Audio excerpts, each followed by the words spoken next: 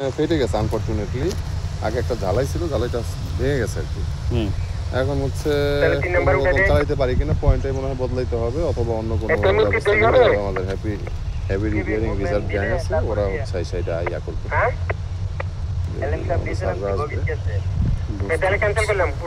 আপাতত এটা আপৎকালীন সময়ের জন্য চেষ্টা করতেছি আমরা, যাতে আপনার কি বলে ট্রেনের মুভমেন্ট ঠিক রাখা যায়, শিডিউল ঠিক রাখা যায়।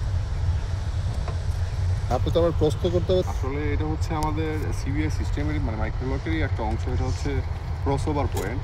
এটা হচ্ছে ট্রেনকে এক লাইন থেকে আরেক লাইনে নেওয়ার জন্য এই ক্রসওভার পয়েন্টগুলো ব্যবহার হয়। তো আনফরচুনেটলি এটা আজকে সকালে মানে প্রায় ঘন্টা দুয়েক আগে এটা হচ্ছে ভেঙে গেছে। তো আমরা হচ্ছে এটাকে বদলাইতে হবে এখন আপৎকালীন সময়ের জন্য। হচ্ছে যে এই ব্যবস্থা নিচ্ছি, জিআই কার্ড কোনো রকম পেঁচিয়ে রাখতেছি, যাতে করে আমাদের হচ্ছে শিডিউল ঠিক রাখা যায় এবং কমলাপুরে মুভমেন্ট হ্যাম্পার না হয়। এই জন্য আর কি আপৎকালীন সময় যদি আমরা চালাইতে পারি, আমরা চেষ্টা করতেছি আর কি। এটা সব মানে পরিবর্তন করা হচ্ছে সময় সাপেক্ষ ব্যাপার।